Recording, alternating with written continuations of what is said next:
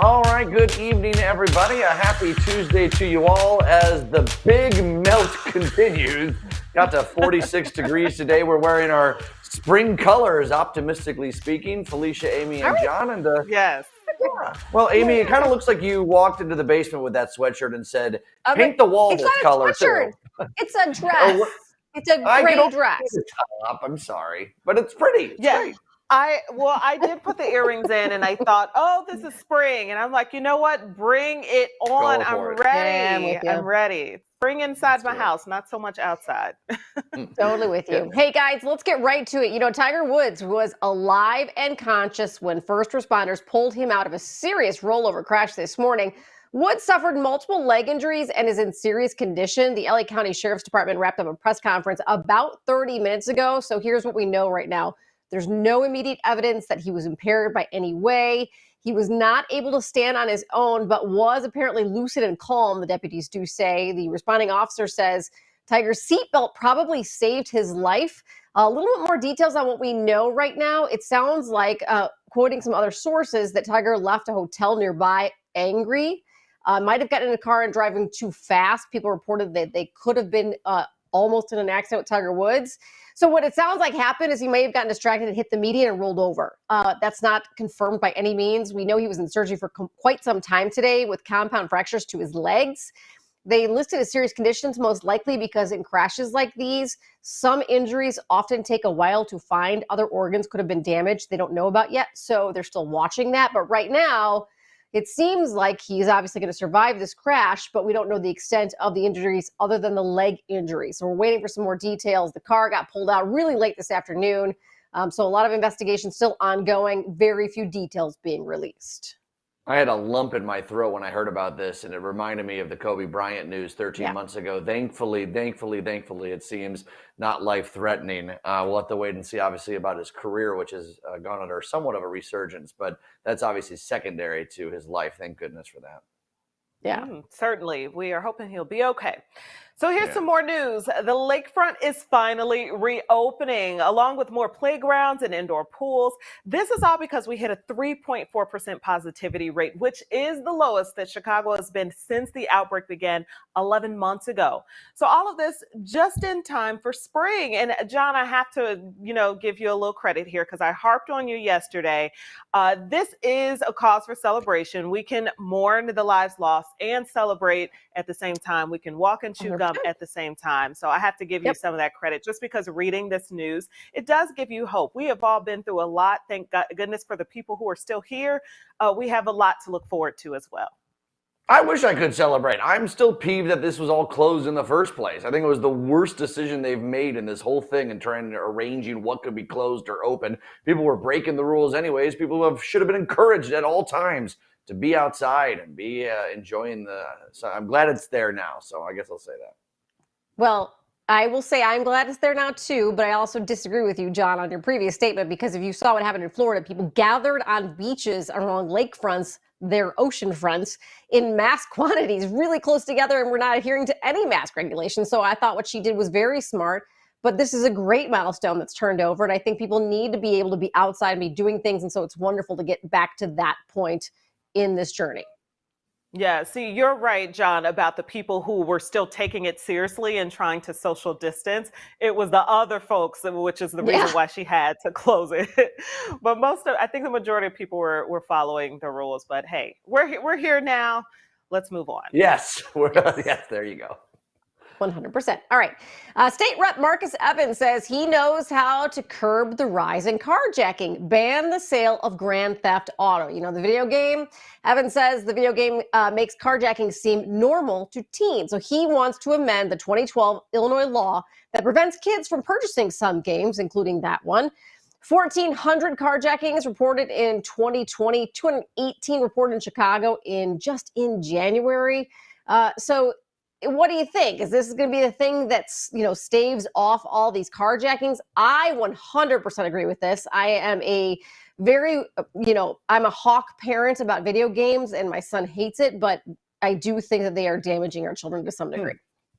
Girl, no, this is political fodder, and this is a complete distraction from all the other issues that I believe are causing these carjackings, like people not having access to jobs, like kids not in school today. Clearly, there's a lack of awareness for the law. I don't know, maybe the penalties need to be increased on that standpoint. I mean, those are the real issues. I feel like he's focusing and trying to point the blame someplace else instead of focusing on the actual issues in his district that need paying attention to. Well, I was gonna say, okay, Here's so my thing. Felicia. Okay, sorry, John, you paused, and I don't do well with pauses. So, do you not disagree? Do you not agree with the fact that you think video games are bad? Because you know what? Listen, you don't have a kid, and you don't have like them playing video games all the time. So, I want your opinion on video games with children and their brains. I definitely don't think video games in general, but if they're talking specifically for this dangerous game, I think that's like blaming rap music for crime. Like you can't blame rap music, the crime on rap music because they talk about shooting it up and having sex with this girl. No, you still have to be responsible. But very different. Okay, you're talking about a game where somebody does something and they win something, and there's like serotonin releases in their brain because they won something, not just because they listened to something and they did something right. You don't think that those things, we all search out feeling better. So these kids are doing stuff that makes them feel better on a screen. You don't think that they might try to do that in real life? But that's a big banning jump. These games are not jump. going to stop these carjackings. I don't think it's a big jump. I'm talking about the chemical reaction that happens in the brain. They're seeking out in other forms. I'm just putting a correlation between the two. That's very possible these two things can be correlated because, hey, if it made me feel good when I did this in the game, I might be able to try to do this somewhere else because they're kids. They don't know any better. They don't understand what's right and wrong. That's a classic example of correlation versus causation. These video games are available and extremely popular across the planet. And you do not see outbreaks of violence across the planet where these video games are sold versus where they're not. The key difference is the rules and laws and regulations in the United States that allow people to have firearms and to commit crimes. Like that is the problem. That's the difference. Americans are not more homicidal by nature. We don't have this rage because of video games. These video games are everywhere. And you don't see these problems everywhere. It's because of the wrong rules and regulations we have here that allow that behavior to happen. Okay. I don't disagree with that. And I know you like your science. I think it's missing some context. I know you like your science. I think it's missing just the context of what people are facing and what they're going through in their everyday lives. And so, yes, these are I don't want to say assumptions, but I guess I'm saying we can't loop everyone into one, a single category. But imagine me not being at school and at home with a parent that's not there because they're working, and I go out to gallivant with my friends or hang out with my friends. I don't think that that's blamed on a video game. I think that was a bad decision from a young person. Okay, but let me start this off. We were framing this as talking about the video game and carjackings, and Felicia, you said it was a distraction to something else.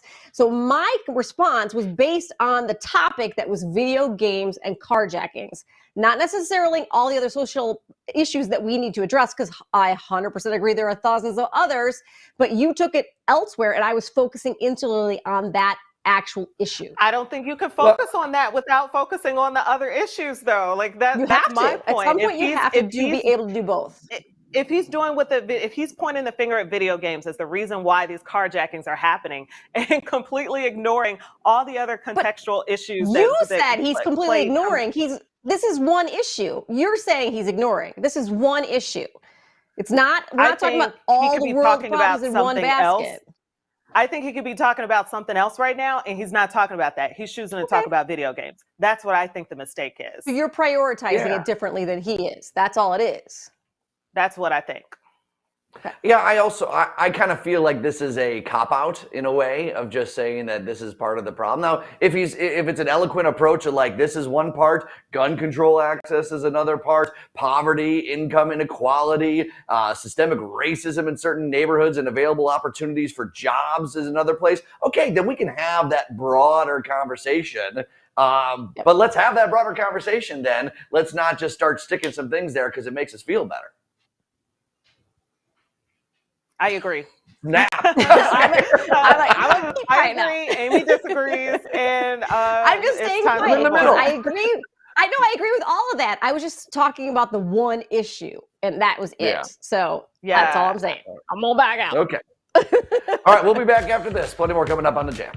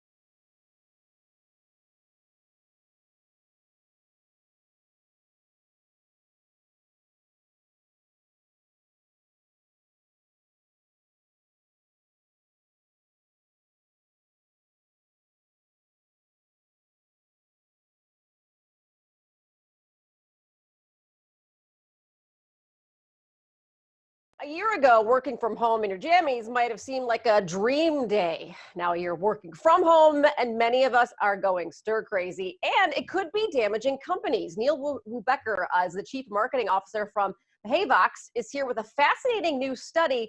And a lot of things about the study, Neil, I didn't even think of would have happened. Yeah, same with us, believe it or not. I like to say that I knew what was going to happen, but we didn't either. You know, our company Behavox feels there's been so much attention paid to quarantines and lockdowns. We are at the 1-year anniversary when the pandemic affected our lives, but we didn't feel there's enough attention being made to corporate employees who are stuck working from home indefinitely and what that effect is having on them, and also the corporate cultures that they're working for, and even the business productivity side of things. I was going to say, yeah, talk about the mental health aspect. I mean, you know, our company has been home for a year now too. I get it. Yeah. It's stressful. What are you guys finding? Well, we found a lot of things, unfortunately. We found probably the most startling is on the mental health side is due to the stress and pent up frustration.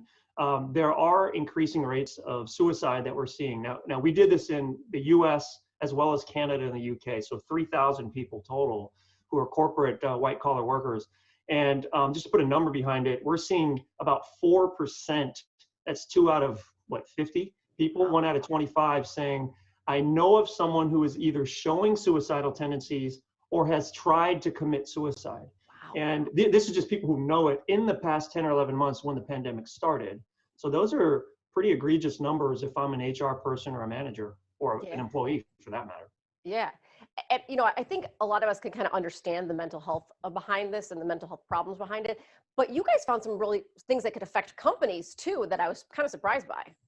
Absolutely. And that was equally startling. I would bucket it into two areas. One is harmful and one is downright illegal behavior. So on the legal side, we're seeing cases of drug use and drug purchasing on video conferencing calls. I mean, how brazen can that be? Yeah. Corporate espionage, stealing intellectual property digitally because it's easy because folks like you and I, our managers aren't looking over our shoulders. We're at home by ourselves. Corporate sabotage. Now we're also seeing harmful behavior like sexual harassment, bullying, racism. And you have to keep in mind that we did this study at the end of last year when the social unrest in our country and Black Lives Matter, Me Too had been going on for a while, was all the rage, and this was still happening in companies even though they're distributed. So it's not a good look. What kind of harm can this do to a company? I mean, what do the HR departments really need to know so they can kind of wrangle this in? The number one problem that they have to solve, first of all, and they is not just HR, but us as employees, peers, managers, and ultimately the executive teams, is to establish visibility. Because if you were to ask any company, even yours or mine, how much racism is happening on a daily basis, or how much bullying is happening, or stealing of corporate identities, you're going to say, I can guess, but I don't know. And it's not because you're not smart, you just don't have that visibility. So there are tools technologically that now exist. Ours is one of them at BehaveVox that can literally identify rogue behavior, illegal or harmful behavior, before it's too late, either over your voice communications or your text communications, looking at the communications data of a company. So you can get ahead of these things and address it before they become fines, PR crises, CEOs getting fired, things like that. Yeah, all fascinating information. A lot of things people need to pay attention, even employees, like you said, and managers. Where can folks get more information? Sure. I encourage your viewers, especially if they're executives or managers or in the HR departments of their companies, to go to www.behavevox.com. That's BEHAVOX.com. And they can download the study for free. We just talked about 5% of it, frankly. There's more. And the melt will continue. Tomorrow looks pretty good. And by the weekend, we could be nearing 50 degrees. Wouldn't be surprised if some areas get there before we get a little wintry mix next week. But the next couple of weeks look pretty warm. This weather sponsored by United Auto Insurance. Get your free quote, call, or click today. Over to you, Miss Felicia. Thank you, John. Let's get to some Black history. From 1906 to 1963, 5 collegiate fraternities and 4 sororities were created as a resource for African American students. These organizations are known as the Divine Nine. And here's a look at the sisterhood that's over 300,000 members strong, Delta Sigma Theta Sorority Incorporated. Our sorority was founded on January 13th, 1913 in Washington, D.C. on the campus of Howard University by 22 bold, visionary collegiate women. These founders set out to change and work through the issues facing the African American community, and more specifically, Black women.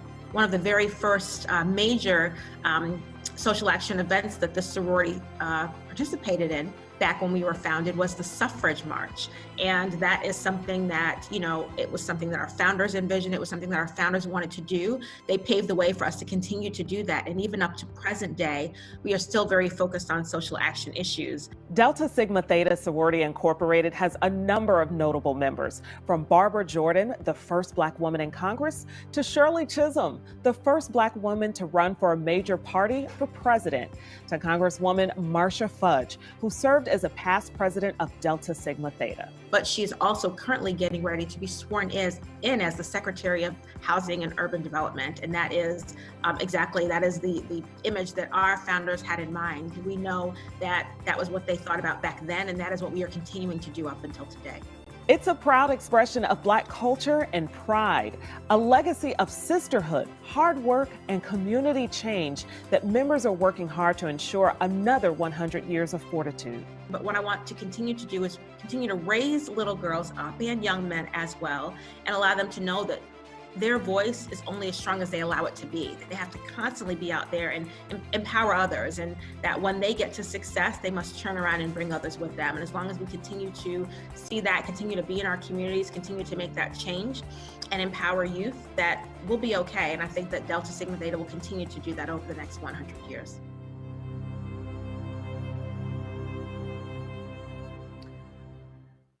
That's DST, and coming up, we've got Omega Sci-Fi. Our coverage of Black History Month and how Black culture has influenced society is sponsored by Beam Legal and Foreman Mills. A big thanks to them for making all this possible. Stick around, more of The Jam when we come back.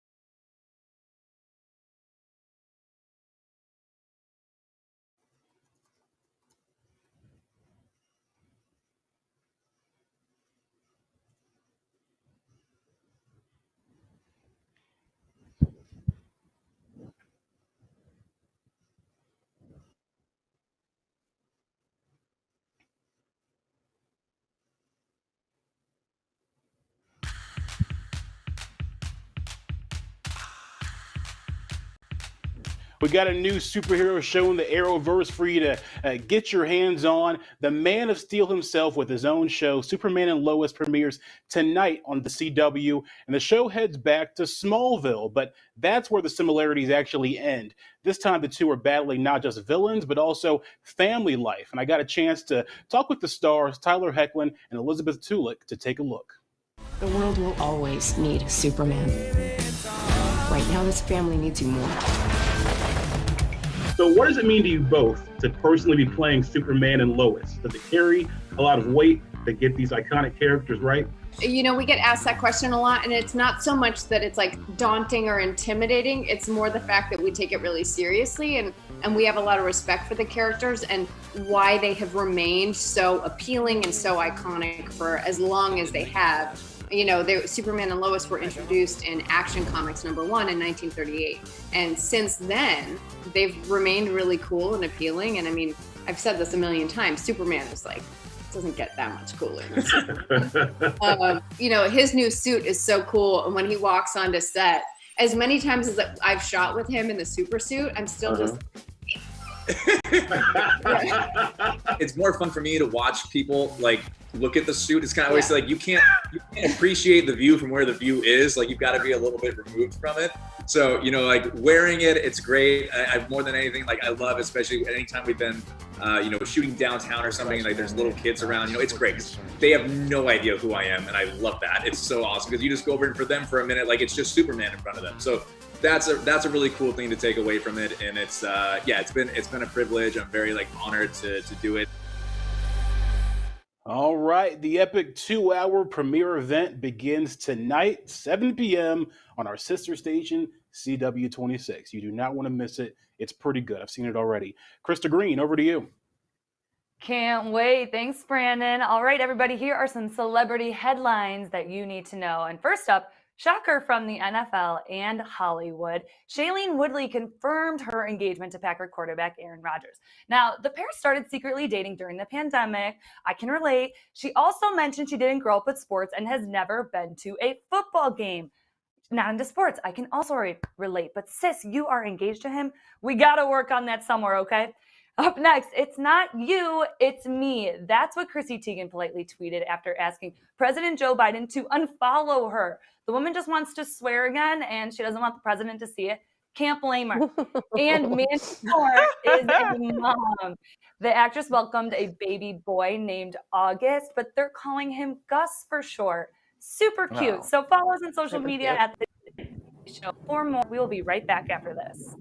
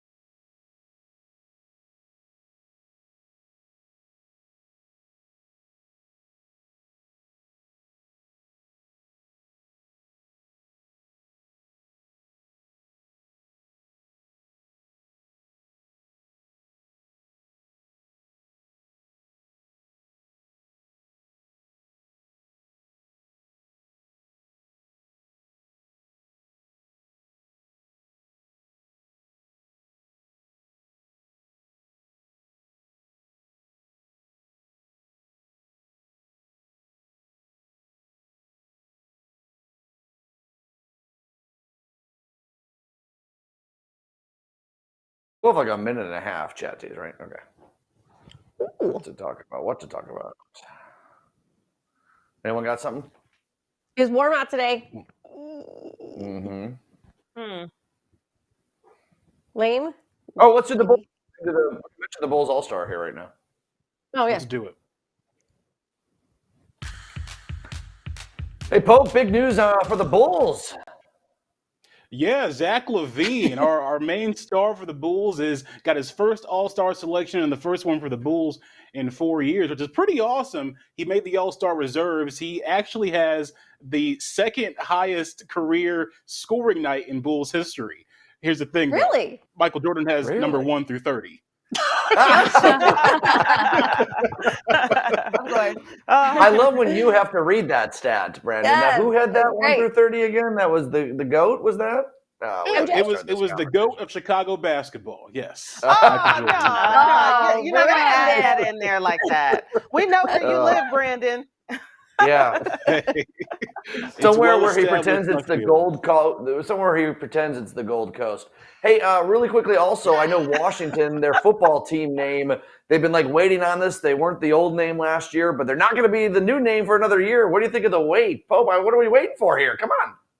You know what? At this point, just stay the Washington football team, right? I mean, Yes. it's already catching on. People have clothes. I don't think it sounds bad. Like, it was funny. It's kind of funny, right? It is kind of fun. It's Yeah. fine. We'll keep it. Yeah, If you don't Same have like colors. something right off the bat, I feel like you kind of got to stick with what, because otherwise it's like a gap year, right? You had a gap year with no name, and then people like, I don't know, is that a thing? Yeah. Yeah. And for people like Senator. me who don't You know can always sports, make we room can't keep for track it. of all this. Yeah, I don't know. The Washington Scoundrels. The Washington want more Scoundrels. tax money. Go football team.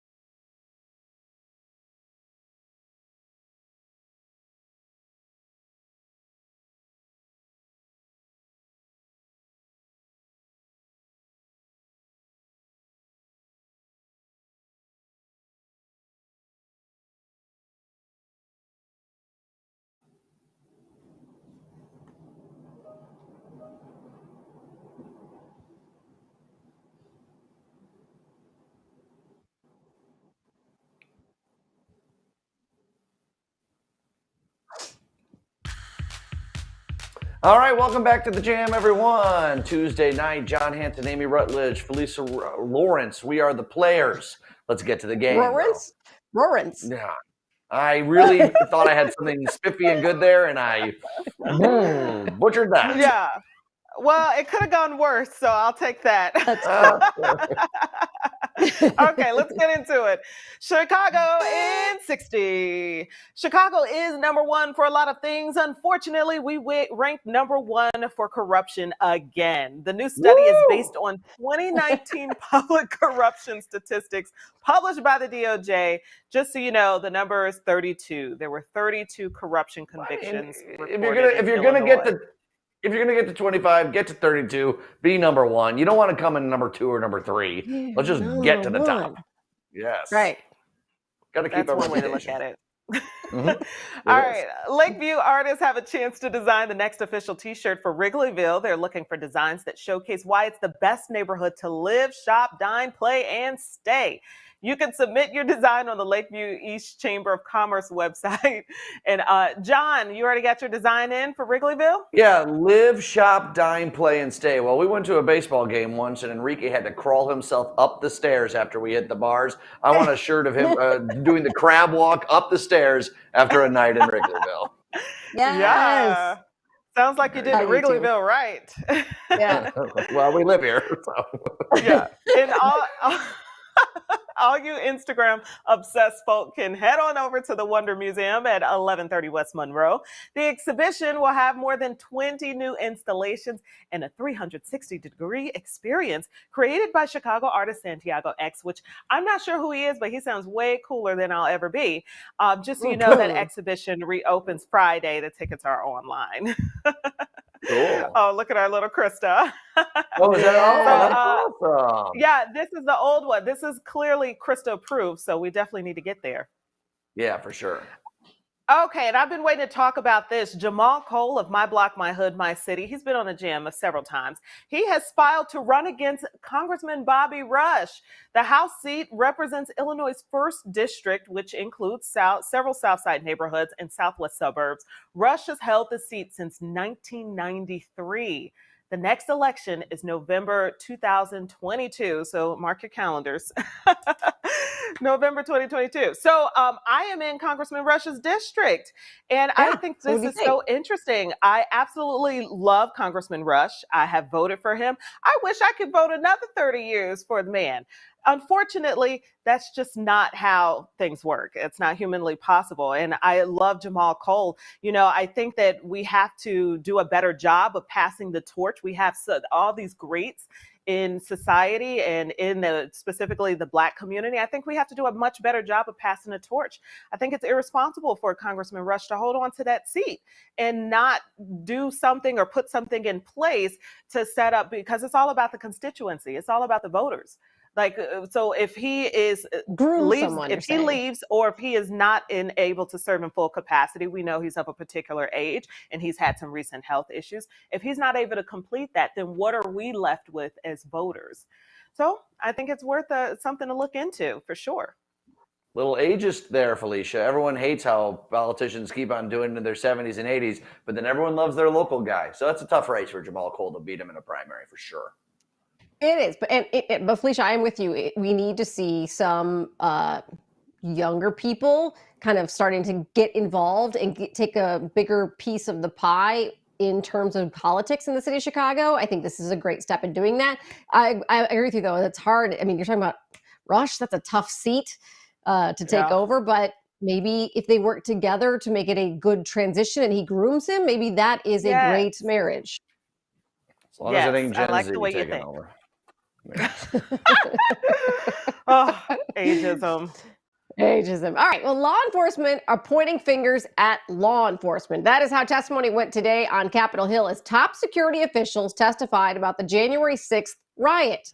Several former Capitol security officials and chief of Washington police blamed the feds for massive intelligence failures leading up to the insurrection. Lawmakers are calling it a colossal security breakdown. We will never forget the haunting shrieks of the police officer pinned in between the doors at the hands of the rioters pleading for help. We will never forget Officer Harry Dunn, who fought against the violent mob for hours and after it was over broke down in tears, telling fellow officers he'd been called the N-word 15 times that day. He asks, "Is this America?" I received chemical burns to my face that still have not healed to this day.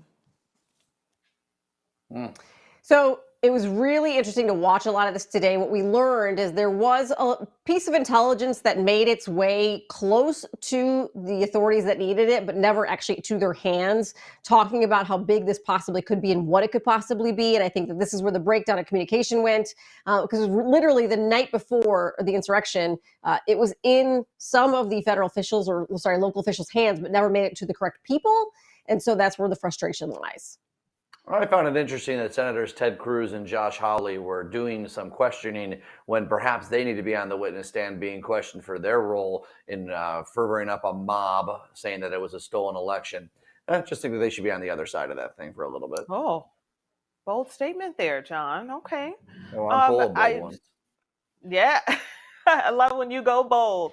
I don't know. I'm kind of frustrated by the testimony, though. Like, we know, I think we're all very well aware of what happened on January 6th. What are we going to do about it? How are we going to make the changes?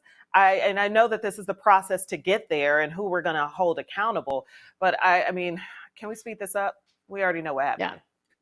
Yeah, it is a little bit like, okay, yeah, we get it. We heard it before. But I think it's important to have this. We need some sort of accounting. We need some general record, and we need some answers to see and make sure that it doesn't happen again. Just because it isn't the most exciting television for us again doesn't mean it isn't important for the country. In fact, a lot of the most important things that happen in Congress are the most boring things to watch on TV ever. That's true. So let's just let this ride its process out.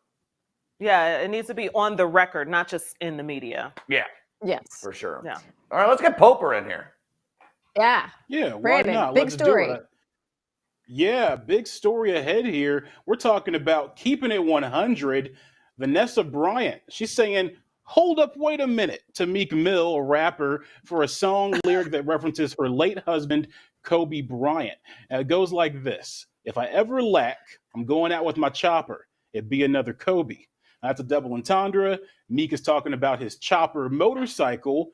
Kobe died in a chopper, another word for helicopter. It's slang. So Vanessa on IG said she found it disrespectful and offensive. She says, I've never heard any of your music, but I believe you can be better than this. Meek Mill later tweeted that he apologized to Vanessa privately, not publicly. So what do you all think about this? Personally, I love Meek Mill. I think he's an amazing rapper and a great social justice advocate. He was here in Chicago about 2 years ago to open up NFL Kickoff. But this was a miss, a big miss, and he's right to apologize. Yeah, I'm going to give this the same reaction that I gave Senator Cruz on his emergency trip to Cancun. Really? Please? Was that necessary? It just doesn't make any sense. Why? It's not necessary. It's not even a really cool line. It's not even really cool art. lyrics. It's art. No. But I will give them credit for it. Even though I feel like it's a misstep, I'll give them credit for resolving this respectfully. Vanessa stated how she felt. He heard it. He apologized. They're ready to move on. In no way am I trying to diminish Vanessa's feelings about what happened and how harmful and hurtful it must be to revisit it when it's brought up again. Having said that, it's an artistic lyric, and musicians have done this for many, many, many decades, paying homage to previous big stars, athletes, other musicians who have died in similar ways to that Kobe Bryant died.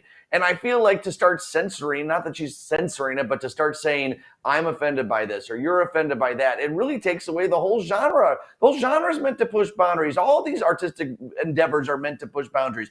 Art is made to make us feel uncomfortable. It's unfortunate that she feels uncomfortable about this, but I don't think that we should start policing how people start using their lyrics as long as they're not done in a completely you're not going to give me a Fifth Amendment argument on this one. It's not a fifth, it's a first. Okay. And no, I mean a first. Sorry. But okay, so and I agree with John to some degree. And let's remember, like last year, Meek Mill, memorialized Kobe Bryant at the Grammys. So it's not like it's not somebody he disrespects. So I don't think any of this is done in disrespect. Do I think it was a little tasteless? Yeah, I do. Do I think it's art? 100%. And I think he has the freedom. He should be able to do this. And I'm really impressed with the fact that he handled it privately with Vanessa. I thought that was classy.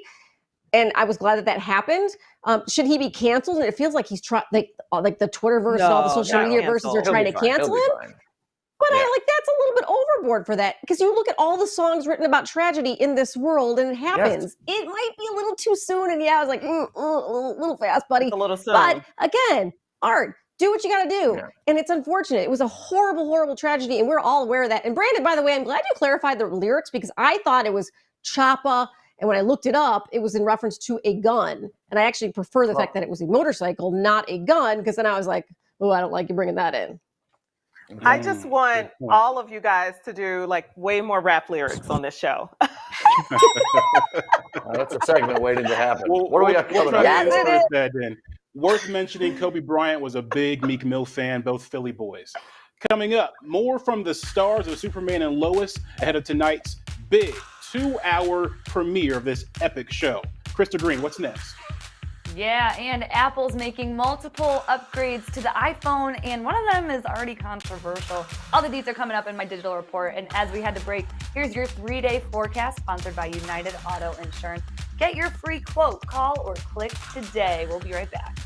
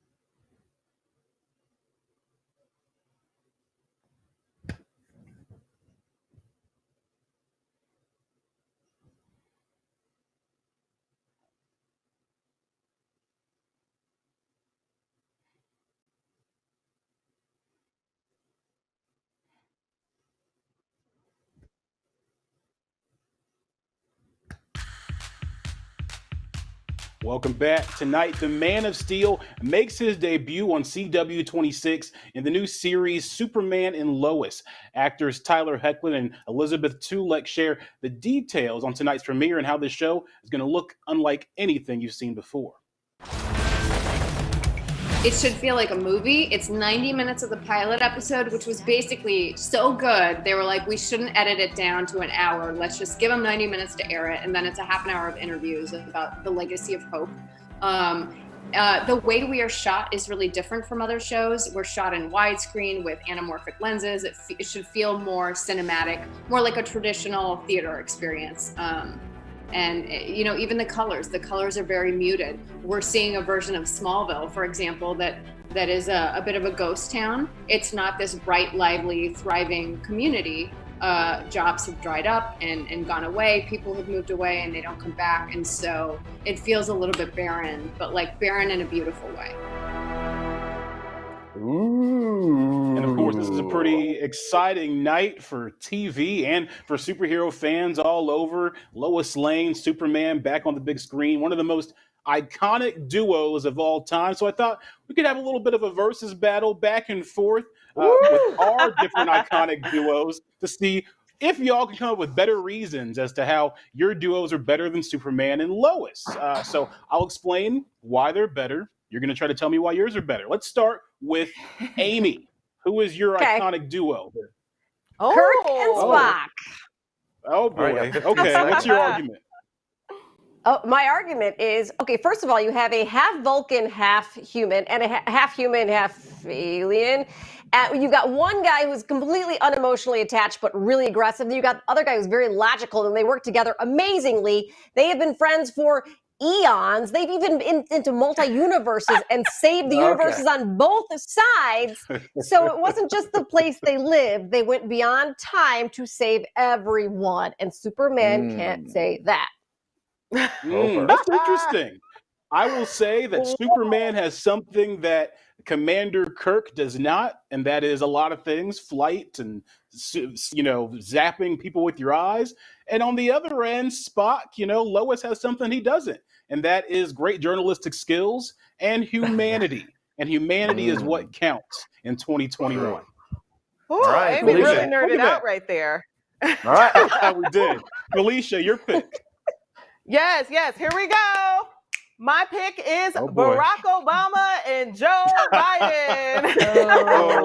They are the dynamic duo because they are so genuine. Their friendship is so genuine. They're so loyal to each other. They're charismatic. They're all powerful people. They are a dynamic duo. Okay, Felicia. So how long have Barack and Joe known each other? How long do you think they've known each other? Well, at least 8 years. At least. Well, I will tell you, Superman and Lois, they have been doing this thing for 83 years, okay? Like, they are ancient. At this point, they could teach Barack and Joe a little bit about chemistry and relationships, I'd say. So there's my argument. Pretty good. Bring them on. All right. John, what you got? Okay, John. I got Will and Grace. All right, one's gay, one's Jewish. Yeah. One's got red hair. We're checking a lot of boxes here. Look, you guys might have kryptonite, but these two have got a plutonic relationship. One's a lawyer, one does interior design. That's great jobs. They've also been through a lot together. They were engaged, they broke up, they were going to have a baby together, then they weren't, then they did. I mean, that's a journey. Wow. This is something else, John. I didn't see you picking Will and Grace, but it's so beautifully great. I'm gonna rejoinder to that by saying Will and Grace, their brand isn't worth that much money, right? But Superman alone, according to Forbes, his brand, the IP, is worth $277 million globally. So take that, Will and Grace. All right. All right, Krista, you got what you got? It's me. All right, this is a CW showdown right here. My duo is In the Dark, Murphy and Pretzel. Pretzel is Murphy's guide dog. Now, Murphy is blind, and they're in Chicago, and Murphy is so dedicated to finding the killer of one of her friends, and she cares more than the detectives. She couldn't do any of that without Pretzel. And Pretzel might be the goodest boy in all the world. I mean, a guide dog. You're really going to go against a guide dog right now, Brandon. Also, Murphy's impaired visually. Superman's got super strength. Yes. She's still saving Chicago. This is true. Well, it's hard to beat a dog, but Superman does have crypto. We're going to continue this debate off air, okay? You can watch the exciting 2-hour premiere event of Superman and Lois tonight, 7 p.m. on CW 26. I'll take that as I won.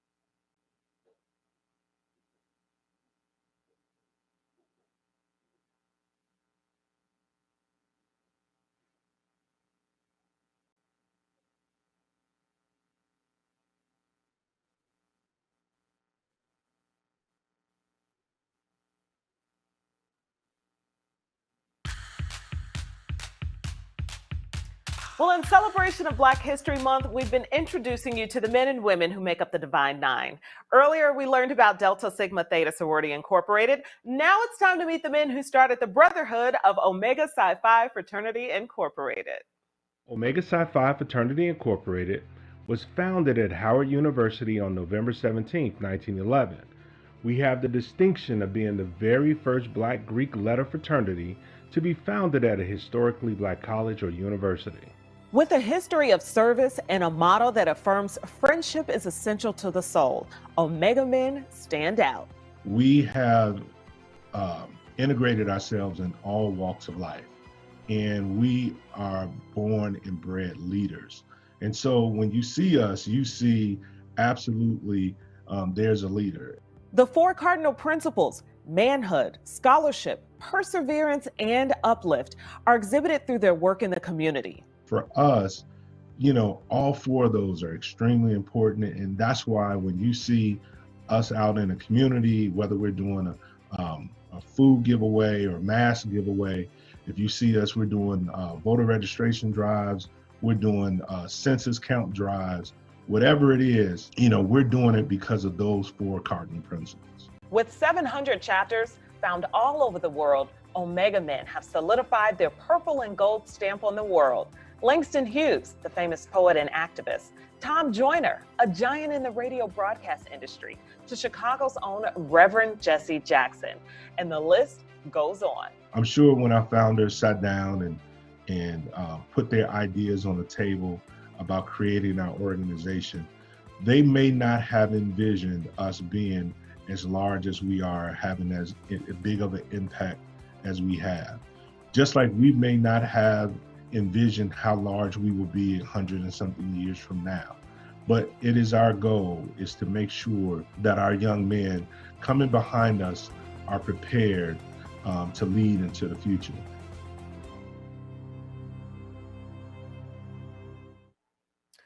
And in celebration of Black History Month, we're sharing stories of people who've made a strong impact in our country and around the world. Gordon Parks, you should know him, was a self-taught photographer, musician, writer, and film director. In 1950, he was the first African-American on the staff of Life magazine and went on to become a fashion photographer featured in Vogue and Glamour.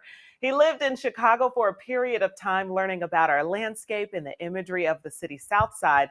He was also the first African-American who directed the 1970 Hollywood film Shaft. Today, we honor his legacy. And a big thanks to our coverage of Black History Month and how Black culture has influenced society, all sponsored by Beam Legal and Foreman Mills. Thank you for making this possible. We'll be right back.